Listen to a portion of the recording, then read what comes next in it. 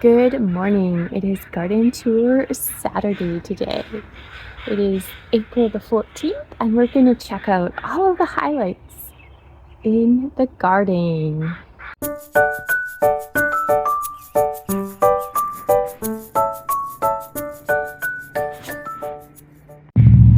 I swear the color of some of these tulips has evolved since the last garden tour. Let me show you. This tulip right here in the back, I said that was a pastel pink, and I swear it's become lavender colored. Camera doesn't really give off the lavender vibes, but in person, this actually looks more lavender. I absolutely love the color, and I love the evolution of colors that is happening with these tulips. Next, we're going to check out that container makeover that I did. I showed it last week and it has evolved since the last garden tour. Check it out now. This was one of my free DIY spring garden makeover containers that I did early in the spring. And check out the pansies. They are going so strong. The Spanish bluebells are about to open and there is a yellow tulip. I absolutely love the evolution here. All the Dusty Millers were cuttings from my border here. And the fairy was already in my collection. I have some rose cuttings in here. Just such a fun and whimsical container that didn't cost me anything this spring.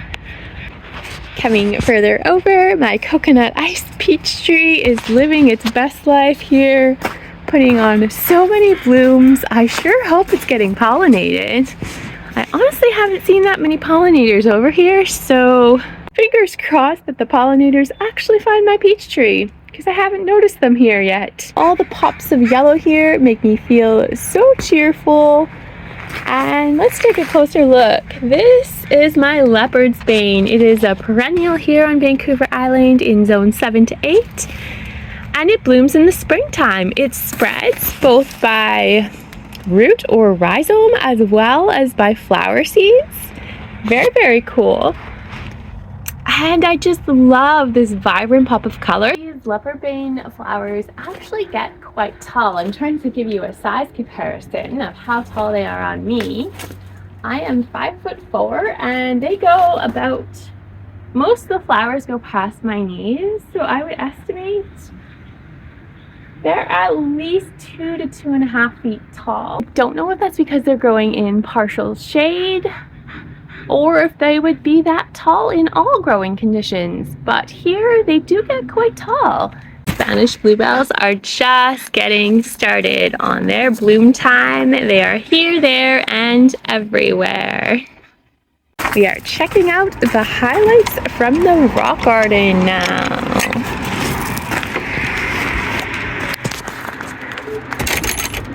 First, there's the container. I showed it last week, another one of those free spring DIY container makeovers.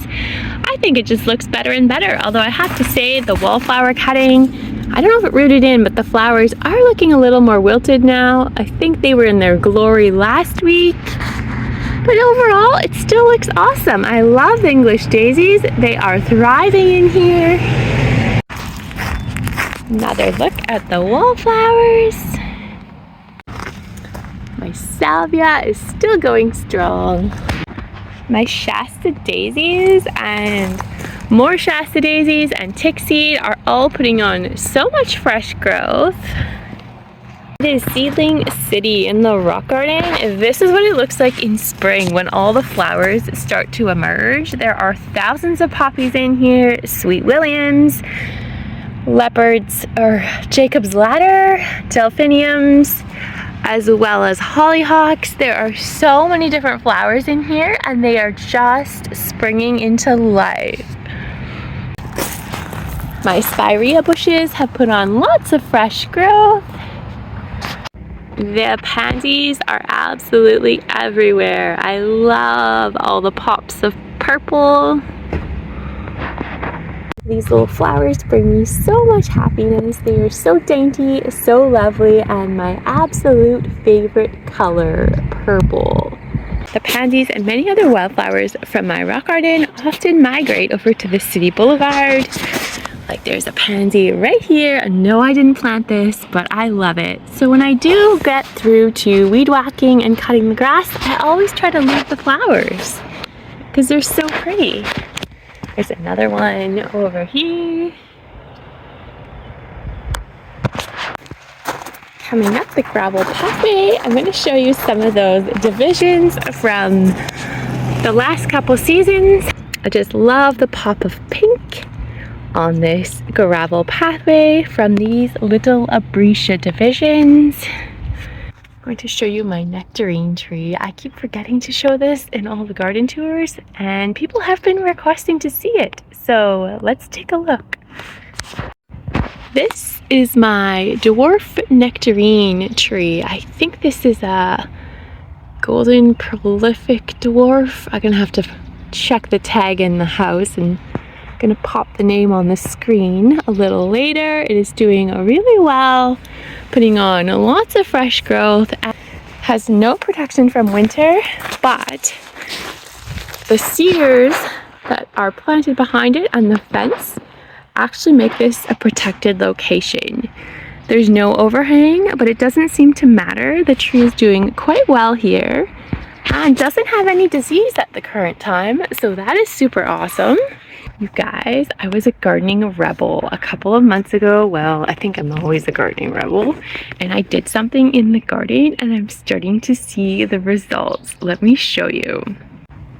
Quite a while ago, I'm gonna say late February, I went out and planted seeds that I knew shouldn't be growing yet at that time, and they were nasturtiums. I thought, I have so many, what does it hurt? And they're coming up. I'm so excited. It is just April 14th, so this is way earlier than typical for these flowers here, and I can't wait to have early nasturtium flowers in the garden. And since making that discovery, both in this area as well as my other slope, I went seed crazy. I went on a seed planting marathon a couple of days ago. I planted a whole bunch of stuff that shouldn't be planted yet. Probably thousands of seeds, no exaggeration, all over the yard, not just the vegetable garden. And yes, there are many vegetables, and I am so curious what the results will be. If any of them take, it's a bonus. If they don't, I have enough seeds to replant. I don't care. I love playing Russian roulette in the garden. It's one of my favorite games, better than playing the lottery. Here is another look at my confused blueberry bush.